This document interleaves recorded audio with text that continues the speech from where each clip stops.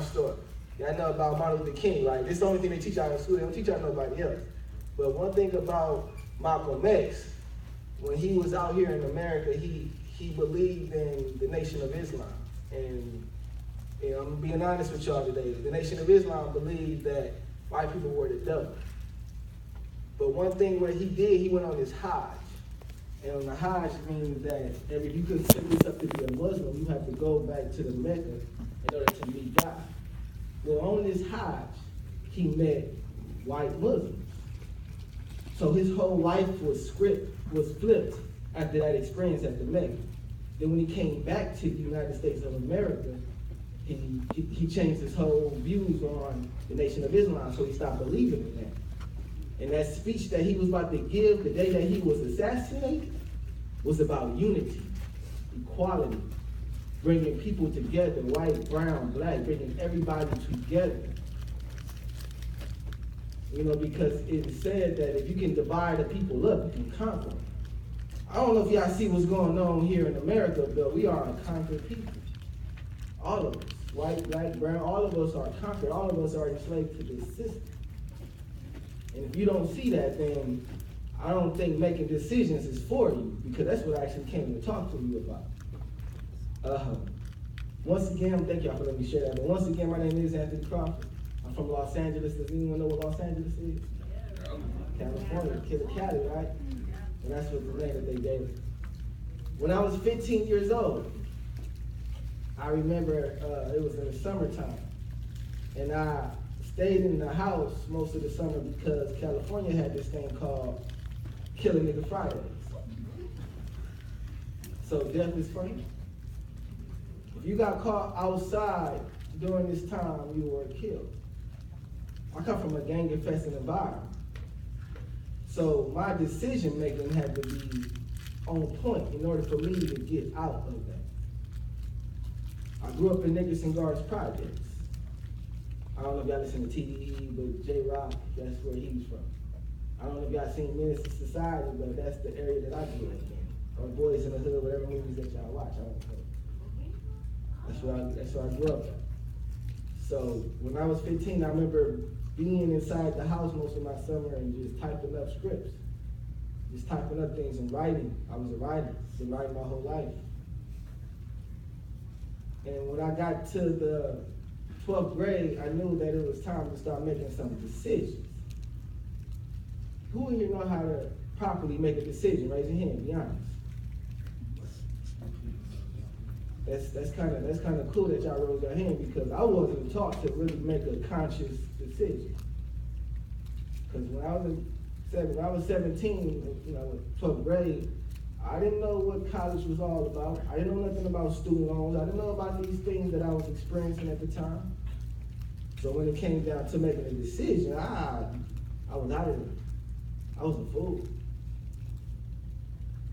So when I graduated, I had the decision to stay in California, USC or UCLA. UCLA wasn't trying to get me to be in a college. In fact, I applied. They sent me a letter back saying LOL. I said, okay, gotcha. I didn't have any. That was a fake story. But they didn't hire me. I mean, not hire me. They didn't accept me. So one thing about me, I feel like I'm real blessed to come out where I'm from and ended up out here, because my father actually went to college out here called Langston University. He graduated. So and he used to tell me these stories during my whole 12th grade year. He would tell me these stories about college and about Langston. I said, you know what? I wanted to make that decision to go to college. If I would have stayed in California, I wouldn't went to college. So it was either JUCO or community college, and I thought I was better than JUCO or community college. Not to discredit those who went to a community college or a JUCO, but I just knew that I was meant for something greater. Do you ever wake up and feel that way, like you were meant for something greater? Raise your hand if you do. This whole room should have went up. Because if you don't think that you're meant for something greater, then you miss the whole point of you living. The fact that you are here right now in this room, around those mentors back there, because I know most of them personally, and they know life is not easy. They know that every day they got to make an important decision to get up and go make stuff happen. If you don't know how to make money on your own, decision making is already off. Because mommy and daddy ain't gonna always be around. My mother and father is still back in Los Angeles. I gotta make it by myself out here. So y'all gotta start getting into the habit of making decisions. Can y'all say that? Making decisions? Making decisions. Say that again. 1, 2, 3. Making decisions. All right, now say it to yourself. 1, 2, 3. Making decisions. To yourself. 1, 2, 3. Who is that talking in your head? You? Is it? How do you know it's you? In my head. How did it sound? Did it sound like you right now? No. Oh, so who is that talking to? Say that again. I heard it. I heard the answer. God. Say it, brothers. Don't be afraid. God. I can tell you, all right, y'all ever heard of the ACT, the SAT? Yeah. When I was in high school, I didn't take the ACT, I didn't take the SAT. But I remember in August 13th, I packed my bags and I was on my way to Oklahoma for college. I graduated from high school with a 1.9 GPA. But I left Los Angeles to go to college. Y'all know what's the average GPA you need to have in order to go to college? 2.5. I didn't even have that. So what question does that raise to you? Like, how did you get in college, right? So you have to understand that driving force that you heard inside yourself, that's what's guiding your life. You have to pay attention to that voice inside you. Because it speaks, that's God speaking to you all the time. Anytime you want to make a decision, you got to go inside yourself. Stop looking on the outside of yourself to figure out what it is that you have to do. No one is living your life but who? You. No one is living this life but you. So you can't allow other people to dictate your life. You can't allow other things to guide your life. The fact that you're here, going back to this, the fact that you're here right now, today, breathing, because you have a purpose. Y'all know what a purpose is? Who can define what a purpose is? Something you meant to do. You smart, right? Something that you're meant to do. Do not waste your life figuring out what you feel like you have to do. Know that you're meant to do something even greater. Don't let society pull you in. Go to school, get your degree, do what you gotta do, but don't leave this earth until you figure out what you came here to do. It goes beyond what you see. It goes beyond what you watch on television. It goes beyond what the music says. Because even the people that you listen to, they say, you know what, I got something inside me. And that's what came out. Music. Actors, celebrities, whoever that you idolize. They had something inside themselves, so they went out and got it. You have to be able to go within to make those decisions. Now going back to when I first got out here, I didn't know what to do. I didn't know what I was even out here for. I just know that I just didn't want to be in LA going to a college where I would probably have to catch the bus every day, be in classrooms with people, with so many people. Imagine this whole room filled up and there's one teacher. You think that teacher don't have time to talk to you? I'm used to interaction. In order for me to learn, I need some interaction. So when I made that decision to come out here, this is one of the best decisions I ever made. Going to Langston University. And I came out here with braids. I got locks in. I came out here with braids, cut the braids off. I said, I'm gonna do something different. When I was back in LA, I still had that LA mentality. I know about the LA mentality. Remember those gang stuff that y'all saw? I thought I was still trying to be gangster. Look how short I am. Who am I gonna be there? You know what I'm saying? Elementary school student? Nah. But what changed my life when I was at Langston, I'll tell this story real quick. I got into a fight in the multi-gym. And see, I'm coming from LA. I'm thinking LA the worst place on the planet. But there's some other worst places in the world. Texas, Oklahoma City, y'all on the east side, you know that? Yup. You know what I'm saying? We all grow up differently though, but when I came out here, my mind wasn't on college. I wasn't college ready. And one thing about not being college ready, you just there for the fun. And I was just there for the fun my first month until I got beat up. I was in the gym talking mess, you know, I love talking mess, it's what I do, you know. And then I remember I got fouled, and I called foul, but I guess they called foul. They said, "Oh, you know, where you from?" You know, then they started, "This is my city." I said, "Oh no, that's foul, not about to happen." Grabbed the ball, stopped the whole game. I like, if anybody want to come see me, come see. Some big old dude from Texas came down. I looked at my partner and said, "You got my back?" He like, "Bro, you got it." He beat me up, you know what I'm saying? I ain't going front, you know?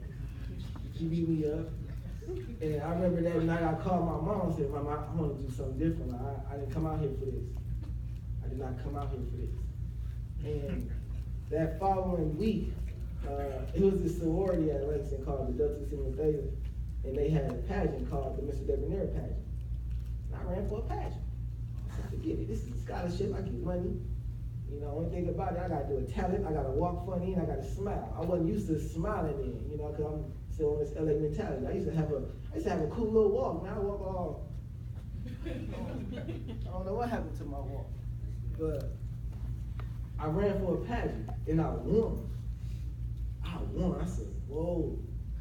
And that was like kind of like the start of my college journey. Like ever since then, I was just making decisions to do more and more and more and more.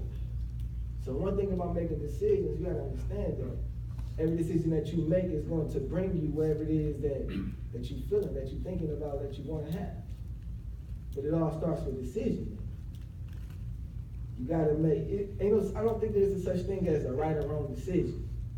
I think it's a decision that serves you. This decision is going to make you happy. This decision is going to bring you wherever it is that you want. Say yes to it. But if it doesn't, say no to it. I ain't gonna say this as simple, but you just gotta have faith. But finishing on my college journey, when I was getting ready to graduate, this is when the decision. This is worse than when my mind was when I was in 12th grade, because I knew that I was gonna have a place to stay. But when you're in college, you do got a place to stay. You got a dorm. You know what I mean? Everything is walking distance. I can walk anywhere around Langston. You know, but now here comes the real life issue. I was about to graduate from college. This is my senior year in college. I was like, okay, I had no type of plan. I was not prepared for real life. I allowed Langston University to spoil me. I hadn't made at Langston during my last year there. I was the SCA president. I ain't gonna say I was running things, but I was running things. You know, I brought Wale to the school. You know, Too Short, E40. We had chicken and waffles at 3 a.m. in the morning one time. Like, I was running the school, and then all that was taken away from me when I graduated. And around this time now, I gotta look for a job. Oh man, I wasn't ready.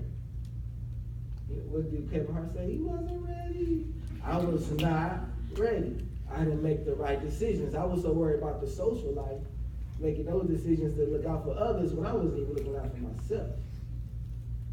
And when I graduated, I'm telling you, I come from being a man on campus to working at Walmart as an overnight stop. All because I forgot what it takes to really make a decision to want more for myself, because I was so stuck on something that wasn't even gonna last. When you look at college, when you think about going to college, you gotta think about who you're gonna be outside of college when you're done. Because college is basically like 4 or 5 years of your life. What happened to the last 4 or 5 years of your life? You went by quick, right? And what are you doing now? You're on a whole different level. Some of y'all are in 10th grade. So you have to start putting yourself in position to make real life decisions. When I graduated and I was at Walmart, I lost my girl at the time. Things were just going. Like the car that I had, it wasn't even my car, it was my grandfather's car. It broke down on the highway. The only decision that was coming to my mind at the time was suicide. I don't want to be here. This is dumb. This is stupid. Why do I have to struggle? I got a degree. So I can tell you this right now, like, go get your degree, but understand that it has to be more than that. And that more that you should be able to seek is inside you. It's always guiding. That God, as he said, is always there. You don't have to feel alone because you got something that's inside you that's willing to do whatever it is that you need to do. You just got to make the decision to go inside. So I was thinking about suicide at this time. I'm like, oh, I don't want to be here. Working at Walmart, and then next thing you know, a couple of opportunities were coming to me. I got the opportunity to work at Douglas High School. I know what Douglas High School is. Yeah, I got the opportunity to work there.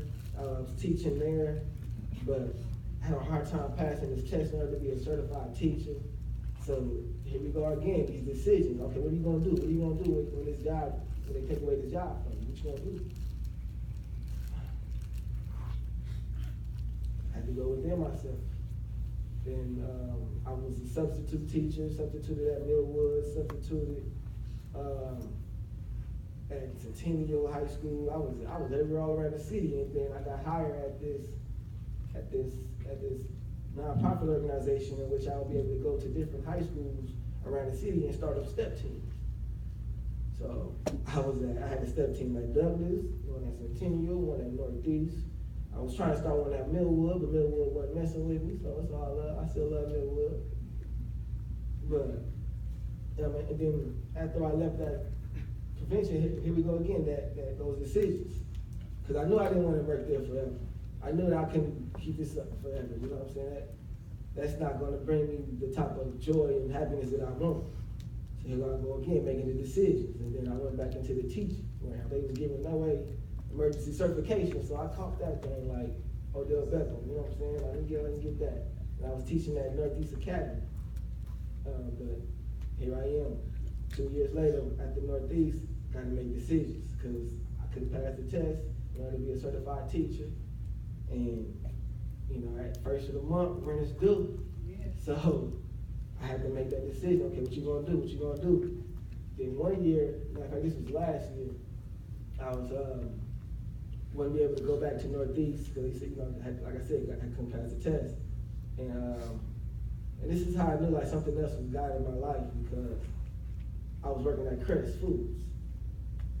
And when I was working at Crest Foods, I was working in the produce section, so I'm learning a lot about fruits and vegetables and stuff like that, stuff I never even knew, and how healthy it is for us to eat healthy and stuff like that. So I started eating healthy. And then, but I knew like I don't want to die at Crest Foods. So I remember just taking some time out for myself, really isolating myself, trying to make decisions. Okay, what do you want to do? Where do you see yourself? I knew I wanted to speak. I love speaking. Like maybe I can put myself in a position to get paid for this, you know? And then next thing you know, I went to an open mic night at the Ice Event Center. I don't know if you ever went. But I ended up performing a poem because I'm a writer. I write poetry. I actually have a book out right now called Black Paint. It's on Amazon.com. Here I am at the Ice Event Center, and the owner was like, "Man, get on stage. You write poetry." Like I got on stage, I read a poem, and people, you know, gave me those. I don't like that. Came back the next week, memorized it, went in there, boom, killed it. Next thing you know, I'm like, oh, I'm a poet. I'm performing places now. You know, I've been going all around the country performing. This is crazy. Because just 5 years ago, I wanted to kill myself. Now here we are in 2017, and it's like, okay, I found what I'm here for. I know what I'm supposed to be doing. Not only am I supposed to be speaking to people like y'all, but it's people my age who's going through stuff. And who miss out on opportunities that y'all have right now. So when these people are telling y'all stuff, y'all better listen. Because they know what they're talking about. They know what it's like to have $200. You gotta make that last for 2 weeks, but you got this bill, that bill, and that bill. You gotta make what? Decisions. Make it stretch. You gotta make a decision. You're gonna be performing miracles. You're gonna be learning. And one thing about life, y'all gotta understand that life goes in cycles. You know what I mean by going in cycles? Y'all know what I mean by going in cycles? That if you don't learn a lesson, When a situation happens, if you don't learn that lesson will repeat itself until you learn that lesson. Certain things will continue to happen in your life until you learn that lesson. There are people my age keep going through the same cycles who don't want to change. Who is scared of change? I appreciate you being honest out here. I appreciate you. Look, I used to be scared of change. Because I never wanted things to change. When I was at Langston, I didn't want none of it to change. I wore all the suits, had all the women. I ain't gonna lie to you. I ain't gonna say I was a player now, but you know what I'm saying? I was talking my car. I did not want to change. But I knew at some point in my life, it's like the scripture in the Bible that says, you know, when I was a child, I spoke as a child. Y'all know that scripture. But when I became a man, I had to put away childish things. I had to put that stuff down. I said, okay, I can't do this no more. Because it's not going to get me to where I want to go. Who ever been out of the country in here? I've never been out of the country. That's how you really see life. I just got my passport in December. I said, I'm going. Because life is so much bigger, but you got to make that decision to want to go see it. You got to make that decision to want more for yourself. What are you going to do when mother can't or father can't give you no money? What you going to do? You going to try to live with your parents forever? What you going to do when it's time to graduate high school? Y'all got 9th graders in here, 10th graders? Y'all got a couple of years to figure it out. What you want to do? Where you want to go? Those are some massive decisions that you got to think about. You don't want to end up anywhere, so you better have a vision. And if you don't have a vision, you might perish. People without a vision may perish. What's your vision in life? Where do you want to go? Where do you want to see yourself? Because I can take you out. I'm going to Pelicans Bay. I know what Pelicans Bay is. What's Pelicans Bay? No. This is one of the biggest prisons in California. And I have an uncle in Pelicans Bay. I'm going to go see him when I go back home. Because there's some things that he was trying to teach me about life that I wasn't seeing at the time when I first went to go see him when I was like 9 or 10 years old. You're gonna have whether you want to be a nobody or you want to be that somebody that God created you to be. If you don't move on life will move on you. That's why you got to get into the habit of making decisions. A lot of times people don't want to make a decision. When I talk to my students, you got a yes or no. I don't want an explanation. Tell me yes or no. I practice that with them because they got to get into the habit of making decisions. Y'all understand that, right? Why? Why do you understand? Because y'all feel it. That voice in your head is talking to you like, yeah, y'all better listen. Because it's real. I ain't trying to scare you, but if you ain't got your stuff together, ooh, life gonna come. Boom, boom. You gonna take a nap, they gonna wake up. Boom, boom. What's up? Getting on you. But you learn, though. You live and you learn. You keep learning.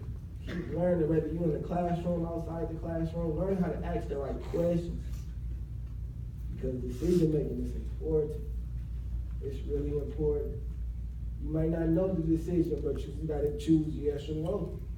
You got to make some type of choice. Life is all about choices. You get a choice every minute of your life. I appreciate most of y'all giving the choice to actually listen to me. This means a lot to me. Because this is what I love to do. This is what I want to do for the rest of my life. I want to come and speak to the youth. Let them know, like, it's real out here. Y'all worrying about Donald Trump. Forget Donald Trump. What about you? Y'all worrying about what your friends is doing, but what about you? A lot of us are even worrying about relationships. How you gonna want a relationship when you ain't even took care of you? You don't even know who you are yet. You ain't even figure out why you even here. You always gotta focus on you until the focus is on you. Does that make sense? Does that make sense? That's why, like, when those mentors are trying to talk to you, well, y'all better listen. I wish I would have listened. I was a wild boy. I was a wild boy for no reason at all. I thought this is what life is supposed to be. This is what the rappers and the television was telling me that who I was.